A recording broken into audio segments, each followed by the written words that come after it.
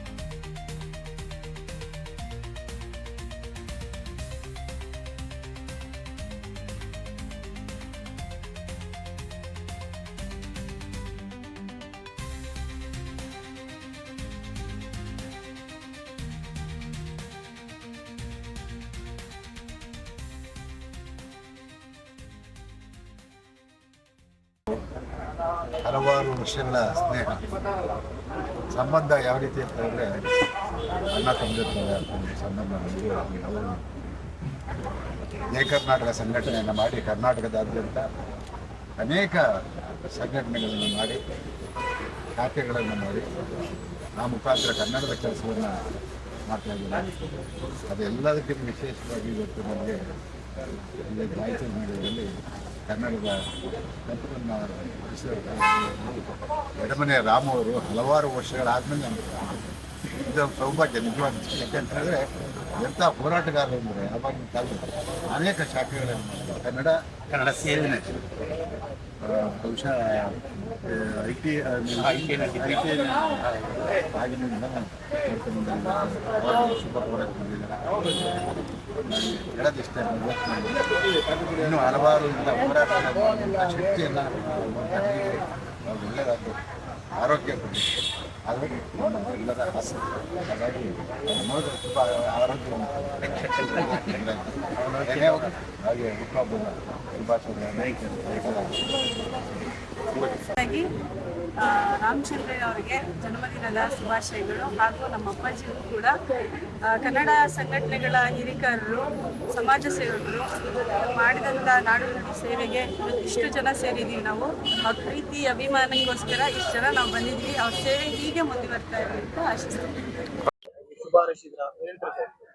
Sir, ಇವತ್ತು ವಿಶೇಷವಾಗಿ ಏನು 70 ವರ್ಷ ಗಡಿ ದಾಟದಂತ ಸ್ವತಂತ್ರ ಹೋರಾಟಗಾರರ ತರನೇ ಒಂದು ಕನ್ನಡ ಪರ ಹೋರಾಟಗಳಲ್ಲಿ ಸದಾ ಸುಮಾರು ಒಂದು ದಶಕಗಳ ಕಳೆದು ಅನುಭವ ಇರುವಂತ ನಮ್ಮ ಆತ್ಮೀಯರು, ಹಿರಿಯರಲ್ಲಿ ಹಿರಿಯರಾಗಿ ಕಿರಿಯರಲ್ಲಿ ಕಿರಿಯರಾಗಿ ಎಲ್ಲರ ಜೊತೆ ಸೇರಿಸ್ಕೊಂಡು ಜಯ ಕರ್ನಾಟಕ ಜನಪರ ವೇದಿಕೆಯ ರಾಜ್ಯ ಕಾರ್ಯಾಧ್ಯಕ್ಷರಾಗಿ ಕೆಲಸ ಮಾಡ್ಕೊಂತ ಕನ್ನಡದ ಹೋರಾಟಗಳಿರ್ಬೋದು, ಏನಿವತ್ತು ದೀನ ದಲಿತರ ಮೇಲೆ ಶೋಷಣೆ ಆಗುವಂಥದ್ದಿರ್ಬೋದು, ಮಕ್ಕಳ ಲೈಂಗಿಕ ದೌರ್ಜನ್ಯಗಳ ಬಗ್ಗೆ ಇರ್ಬೋದು, ಸರ್ಕಾರಿ ಗೋಮಾಳಗಳು, ಗುಂಡುತೋಪುಗಳು, ಒತ್ತುವರಿ ಕಾರ್ಯಕ್ರಮಗಳು ಇರ್ಬೋದು, ಅಂಥದ್ರ ಮೇಲೆಲ್ಲ ವಿರುದ್ಧವಾಗಿ ಏನು ಆಗಂತ ಅನ್ಯಾಯಕ್ಕೆ ಧ್ವನಿ ಎತ್ತುತ್ತಾ ಇವತ್ತು ಒಂದು ಸರಳವಾಗಿ ಹುಟ್ಟುಹಬ್ಬನ ಆಚರಿಸ್ಕೊಂತ ಇದ್ದಾರೆ. ಅವ್ರಿಗೆ ನಮ್ಮ ಜಯ ಕರ್ನಾಟಕ ಜನಪರ ವೇದಿಕೆಯ ಸಮಸ್ತ ಎಲ್ಲ ಕುಟುಂಬ ಬಾಂಧವರ ಪರವಾಗಿ ಹುಟ್ಟುಹಬ್ಬದ ಶುಭಾಶಯನ ತಿಳಿಸಕ್ಕೆ ಇಷ್ಟ. ಜಯ ಕರ್ನಾಟಕ ಜನಪರ ವೇದಿಕೆಯ ಕಾರ್ಯಾಧ್ಯಕ್ಷರಾದ ನನ್ನ ಆತ್ಮೀಯ ಗೆಳೆಯ ರಾಮಚಂದ್ರಯ್ಯನವರು ಹುಟ್ಟುಹಬ್ಬ. ಅವ್ರ ಹುಟ್ಟುಹಬ್ಬ ಅಂದ್ರೆ ಕನ್ನಡಕ್ಕೆ ಒಂದು ಸಂಭ್ರಮ, ಕನ್ನಡ ನಾಡಿಗೆ ಒಂದು ಸಂಭ್ರಮ. ಅವ್ರಿದ್ದ ಕಡೆ ಎಲ್ಲ ಕನ್ನಡದ ಅಸ್ಮಿತೆ, ಕನ್ನಡದ ಜಾಗೃತಿ ಸದಾಕಾಲ ನಿರಂತರವಾಗಿರುತ್ತೆ. ಅವರ ಈ ಹುಟ್ಟುಹಬ್ಬದ ಉದ್ದೇಶ ಏನು ಅಂದ್ರೆ ಕನ್ನಡ ಪರ ಚಿಂತಕರೆಲ್ಲ ಒಟ್ಟಿಗೆ ಸೇರಬೇಕು, ಎಲ್ಲರೂ ಸಹ ಕನ್ನಡ ನಾಡು ನುಡಿ ಸಂಸ್ಕೃತಿಯ ಬಗ್ಗೆ ಜಾಗೃತಿಯನ್ನು ಬೆಳೆಸ್ಕೊಳ್ಬೇಕು ಅನ್ನುವಂತಹದ್ದೇ ಅವರ ಉದ್ದೇಶ. ಹುಟ್ಟುಹಬ್ಬ ಕೇವಲ ನೆಪ. ಇವತ್ತು ಅನೇಕ ಜನ ಕನ್ನಡ ನಾಡು ನುಡಿಗೆ ದುಡಿತಾ ಇರುವಂತ, ರಕ್ಷಣೆ ಮಾಡ್ತಾ ಇರುವ ಎಲ್ಲ ಮಹಾನ್ ಭಾವರು ಇಲ್ಲಿ ಈ ಹುಟ್ಟುಹಬ್ಬದ ಸಂದರ್ಭದಲ್ಲಿ ಸೇರಿದ್ದಾರೆ. ರಾಮಚಂದ್ರಪ್ಪನವರು ಬಹಳ ಕ್ರಿಯಾಶೀಲರು. ಅವರು ಸರ್ಕಾರಿ ಸೇವೆಯಲ್ಲಿ ಇದ್ದಾಗಲೂ ಸಹ ಅಲ್ಲಿಯೂ ಸಹ ಕನ್ನಡದ ಡಿಂಡಿಮವನ್ನ ಬಾರಿಸಿದವರು, ಅಲ್ಲಿಯೂ ಕನ್ನಡ ಅನೇಕ ಸಾಂಸ್ಕೃತಿಕ ಉತ್ಸವಗಳನ್ನ ಮಾಡಿದಂಥವ್ರು. ಅದರ ಅನುಭವ ನನಗಿದೆ, ಯಾಕೆಂದ್ರೆ ನಾವಿಬ್ರು ಒಟ್ಟಿಗೆ ಕೆಲಸ ಮಾಡಿದ್ದೇವೆ. ಒಂದು ರೀತಿಯ ಸಹೋದರ ಭಾವ ನನಗೆ ರಾಮಚಂದ್ರ ಅವರಿಂದ. ಅವರ ಸಹೋದರ ಕರಿಬಸಯ್ಯನವರಂತೂ ನನ್ನ ಅತ್ಯಂತ ಆತ್ಮೀಯ ಮಿತ್ರರಾಗಿದ್ರು. ಹಾಗಾಗಿ ಸನ್ಮಾನ್ಯ ರಾಮಚಂದ್ರ ಅವರಿಗೆ ಹುಟ್ಟುಹಬ್ಬದ ಶುಭಾಶಯ ಕೋರ್ತಾ, ಅವರ ನಾಡು ನುಡಿ ಸಂಸ್ಕೃತಿ ಸೇವೆ ನಿರಂತರವಾಗಿ ಸಲ್ಲಲಿ, ತಾಯಿ ಭುವನೇಶ್ವರಿ ದೇವಿಯವರಿಗೆ ಶತಮಾನ ಆಚರಿಸುವಂತ ಅವಕಾಶವನ್ನ ತಂದುಕೊಡ್ಲಿ ಅಂತ ಆಶ್ರಯಿಸ್ತಾ, ಮುಂಬರುವ ಕನ್ನಡ ಸಾಹಿತ್ಯ ಪರಿಷತ್ ಅಧ್ಯಕ್ಷ ಸ್ಥಾನಕ್ಕೆ ನಾನು ಸ್ಪರ್ಧಿಸ್ತಾ ಇದ್ದೇನೆ. ತಾವೆಲ್ಲರೂ ನನಗೆ ಬೆಂಬಲ ನೀಡಿ ಆ ತಾಯಿ ಭುವನೇಶ್ವರಿ ದೇವಿಯ ಸೇವೆ ಮಾಡ್ಲಿಕ್ಕೆ ಅವಕಾಶ ಮಾಡಿಕೊಡ್ಬೇಕು ಅಂತ ಪ್ರಾರ್ಥಿಸ್ಕೊಳ್ತೇನೆ. ನಮಸ್ಕಾರ.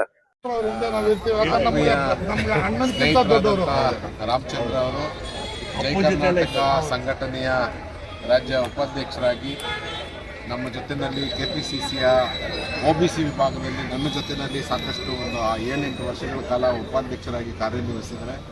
ಆತ್ಮೀಯರು, ಸರಳ ಜೀವಿ. ಅವರು ಹುಟ್ಟುಹಬ್ಬನ ಇವತ್ತು ಆಚರಣೆ ಮಾಡ್ಕೊತಾ ಇದ್ದಾರೆ.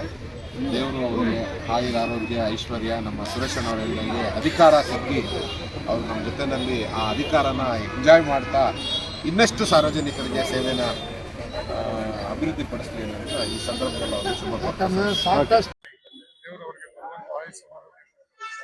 ಮುಂದಕ್ಕೆ ಅವ್ರಿಗೊಂದು ರಾಜಕೀಯ ಜೀವನ ಕೊಡಲಿ.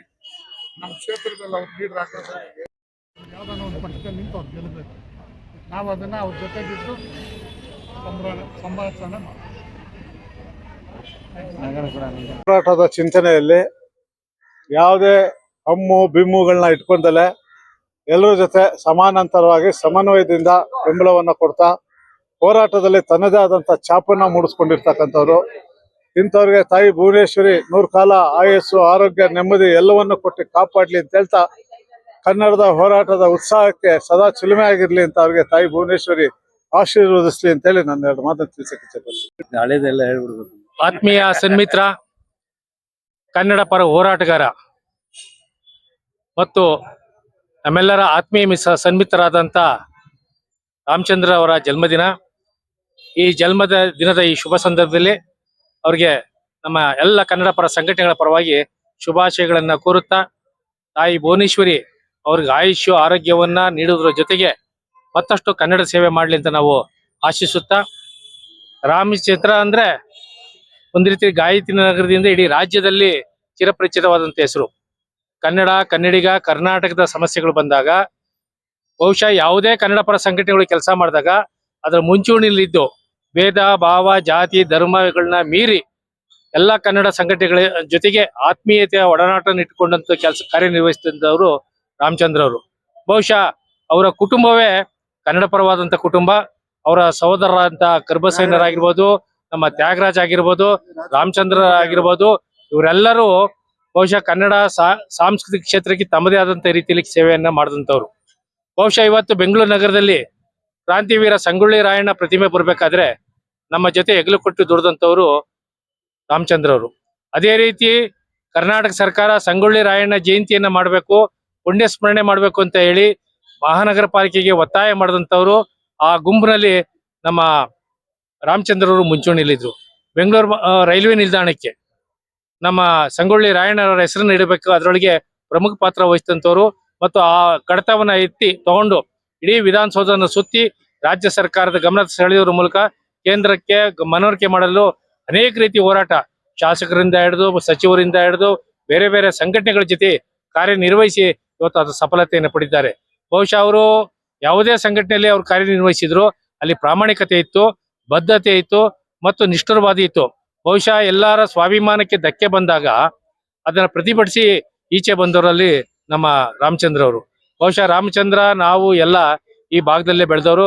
ಗಾಯತ್ರಿ ನಗರ ನಮ್ಮ ಕನ್ನಡ ಚಳವಳಿಗೆ ಭದ್ರಕೋಟೆ ಆಗಿತ್ತು. ವಟಾಳ್ ನಾಗರಾಜ್ ಆಗಿರ್ಬೋದು, ನಾರಾಯಣ್ ಕುಮಾರ್ ಆಗಿರ್ಬೋದು, ಪ್ರಭಾಕರ್ ರೆಡ್ಡಿ ಆಗಿರ್ಬೋದು, ಈ ರೀತಿಯ ಕನ್ನಡ ಪರ ಎಲ್ಲಾ ಸಂಘಟನೆಗಳ ಮುಖಂಡರ ಜೊತೆಗೆ ನಿಕಟವಾದಂತ ಸಂಪರ್ಕ ಇಟ್ಕೊಂಡಂತ ರಾಮಚಂದ್ರ ಅವರು ಸತತವಾಗಿ ಕನ್ನಡದ ಸೇವೆಯನ್ನ ತನ್ನ ಪ್ರಾಮಾಣಿಕವಾಗಿ ಭುವನೇಶ್ವರಿ ಪೂಜೆಯಂತೆ ಅವರು ಇವತ್ತು ನಿರ್ವಹಿಸ್ತಾ ಇದ್ದಾರೆ. ಅವರಿಗೆ ತಾಯಿ ಭುವನೇಶ್ವರಿ ಆಯುಷ್ಯನ್ನ ಕೊಡ್ಲಿ, ಆರೋಗ್ಯವನ್ನ ಕೊಡ್ಲಿ, ಮತ್ತಷ್ಟು ಕನ್ನಡದ ಕೆಲಸ ಮಾಡಕ್ಕೆ ಅವ್ರು ಅನುವು ಮಾಡ್ಕೊಳ್ಳಿ ಅಂತ ನಾನು ಆಶಿಸ್ತೀನಿ. ಜೊತೆ ನಾವು ಏನ್ ಮಾತಾಡ್ಬೇಕು ಅಂತಾನೆ ಬರ್ತಾ ಇಲ್ಲ.